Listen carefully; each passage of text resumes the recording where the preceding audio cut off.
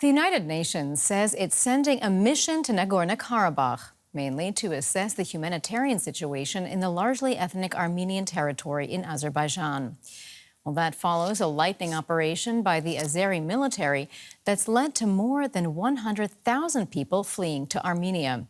The UN says it expects that nearly all of the remaining residents will also leave.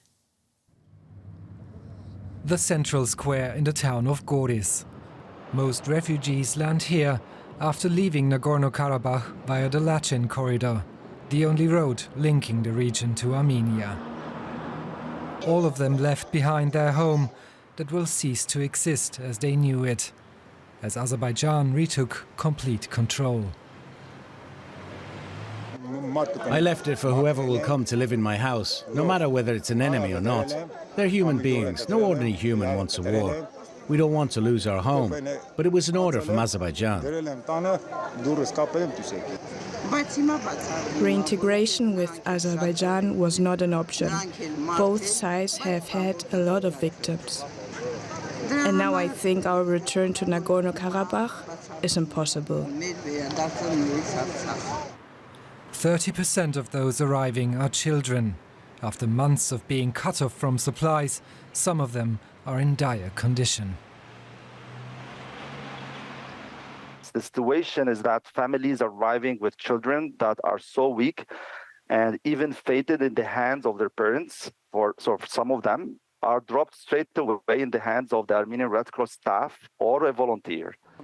The UN Refugee Agency believes that the number of people arriving could rise to 120,000 in the next few days, which matches the estimated population of the breakaway region. Going forward, a big part of our work will be for ensuring that people left behind are cared of. We had been planning for evacuations to be a longer process. The evacuations this week have gone very, very fast, very high numbers of people, but as a result of that many people becoming stranded. Tens of thousands of refugees need to be moved to suitable accommodation before winter sets in. Moreover, there's fears that some hospitals may soon run out of resources. Huge tasks lie ahead for Armenia in the upcoming days and weeks. Neil Hauer is a Canadian journalist and analyst based in Armenia. He joins us now from the capital, Yerevan. So, Neil, we understand that you just recently returned from the Armenian border town of Kornizor, where tens of thousands of refugees have been arriving from Azerbaijan. Tell us what you saw there. Yeah, I mean, the scenes were just an endless stream of people for about 5 straight days that I was there. You know, that to have now the number is officially over 100,000 people have left, and to have that many people coming in just the space of 5 or 6 days means that the flow is on one road just means that the flow is endless, and you know the people just kept coming. Well, we have to remember that Armenia is a poor country with very high unemployment. So how is the Armenian government managing this massive influx of people? And what's been the reaction among the general public?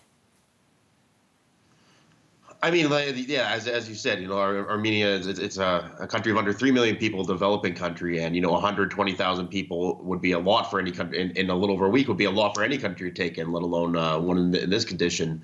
I mean, despite that, you know, things were relatively orderly down in Kornizor and Goris.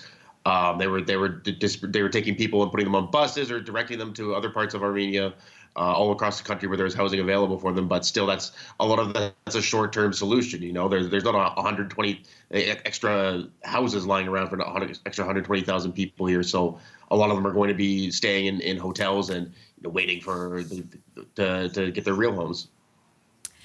Well, Azerbaijan has made a number of statements promising to respect the rights of ethnic Armenians. But by Friday, as we've been saying, more than 100,000 had left Nagorno-Karabakh, which is nearly the entire population. What does this tell us? I mean, Azerbaijan also made a commitment in 2020 when it signed a ceasefire agreement to abide by that and not restart a war like it did last week. And it also, in that ceasefire agreement, it agreed to keep the Lachin corridor open for the movement of people and goods, and it did not do that either. They blocked that in December, and and even blocked humanitarian aid in June. So for 3 months, people were literally starving to death there. So it's little wonder that no one from Nagorno-Karabakh expects Azerbaijan to keep its word on anything else either. That was journalist Neil Hauer reporting from Yerevan. Neil, thank you so much.